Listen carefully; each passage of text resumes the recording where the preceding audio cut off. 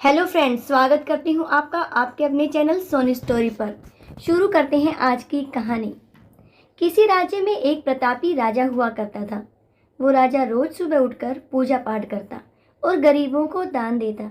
अपने इस उदार व्यवहार और दया की भावना की वजह से राजा पूरी जनता में बहुत लोकप्रिय हो गया था। रोज सुबह दरबार खुलते ही राजा के यहाँ गरीबों और भिखारियों की लंबी लाइन लग जाती थी। राजा हर इंसान को संतुष्ट करके भेजते थे।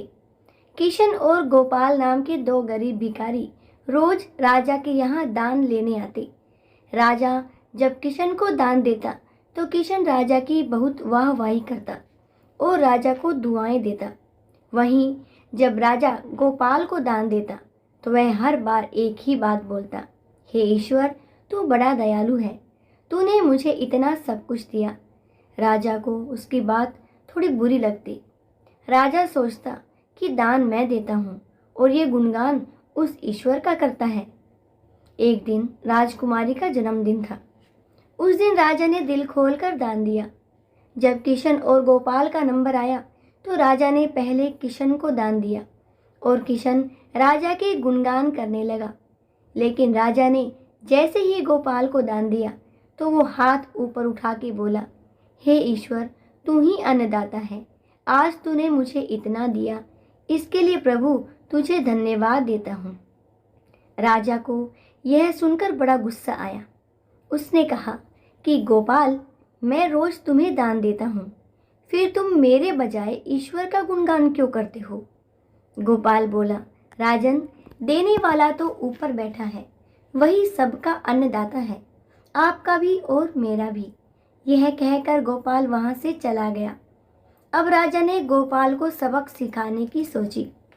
अगले दिन जब किशन और गोपाल का नंबर आया तो राजा ने किशन को दान दिया और कहा, किशन, मुझे गोपाल से कुछ बात करनी है, इसलिए तुम जाओ और गोपाल को यहीं छोड़ जाओ। और हाँ, आज तुम अपने पुराने रास्ते से मत जाना। आज तुमको राजमहल के किनारे से गुजरना है, जहां से सिर्फ मैं गुजरता हूं। किशन खुशी खुशी दान लेकर चला गया। राजमहल के किनारे का रास्ता बड़ा ही शानदार और खुशबू भरा था। संयोग से राजा ने उस रास्ते में एक चांदी के सिक्कों से भरा घड़ा रखवा दिया था। लेकिन किशन आज अपनी मस्ती में मस्त था। वो सोच रहा था कि राजा की मुझ पर बड़ी कृपा है, जो मुझको अपने राजमहल के रास्ते से गुजारा। यहाँ से तो मैं अगर आंख बंद करके भी चलूं तो भी कोई परेशानी नहीं होगी। यही सोचकर किशन आंखें बंद करके रास्ते से गुजर गया। लेकिन उसकी नज़र चांदी के सिक्कों से भरे घड़े पर नहीं पड़ी।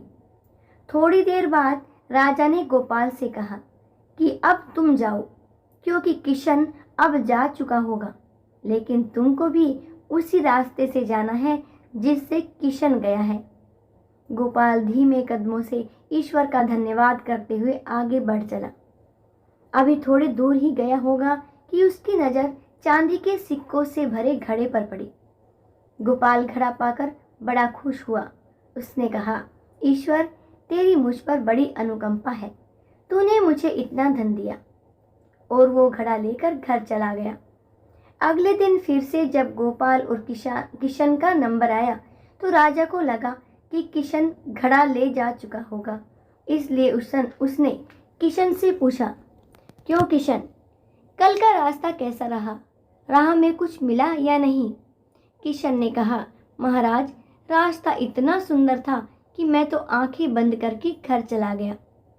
फिर राजा ने गोपाल से पूछा तो उसने बताया कि राजा, कल मुझे चांदी के सिक्कों से भरा एक घड़ा मिला। ईश्वर ने मुझ पे बड़ी कृपा की। राजा किशन से बड़ा गुस्सा हुआ। उसने कहा कि आज मैं तुझे धन नहीं दूंगा, बल्कि एक तरबूज दूंगा। किशन बेचारा परेशान तो था, लेकिन कहता भी तो क्या, चुपचाप तरबूज लेकर चल पड़ा। उधर राजा ने गोपाल को रोजाना की तरह कुछ धन दान में दिया। किशन ने सोचा कि इस तरबूज का मैं क्या करूंगा, और यही सोचकर वो अपना तरबूज एक फल वाले को बेच गया। अब जब गोपाल रास्ते से गुजरा, उसने सोचा कि घर कुछ खाने को तो है नहीं, क्यों ना बच्चों के लिए एक तरबूज ले लिया जाए। तो गोपाल फल बेचने वाले से वही तरबूज खरीद लाया जिसे किशन बेच गया था। अब जैसे ही घर आकर गोपाल ने उस तरबूज को काटा तो देखा उसके अंदर सोने के सिक्के भरे हुए थे। गोपाल ये देखकर बड़ा प्रसन्न हुआ और ईश्वर का धन्यवाद देते हुए बोला, हे ईश्वर, आज तूने मेरी गरीबी दूर कर दी। तू बड़ा दयालु है, सबका अन्नदाता है। अगले दिन जब राजा दान दे रहा था तो उसने देखा कि केवल अकेला किशन ही आया है, गोपाल नहीं आया। उसने किशन से पूछा तो किशन ने बताया कि कल भगवान की कृपा से गोपाल को एक तरबूज मिला जिसके अंदर सोने के सिक्के भरे हुए थे। वह गोपाल तो अब संपन्न हो चुका है। किशन की बात सुनकर राजा ने भी अपने हाथ आसमान की ओर उठाए और बोला, हे ईश्वर, वाकई तू ही अन्नदाता है, मैं तो मात्र एक जरिया हूँ। तू ही सबका पालनहार है।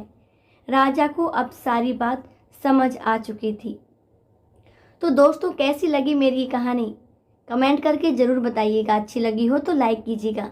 चैनल पर नए हो तो सब्सक्राइब करने के साथ साथ बेल आइकन को भी प्रेस कीजिएगा। आखिर तक मेरे साथ बने रहने के लिए आपका बहुत बहुत धन्यवाद।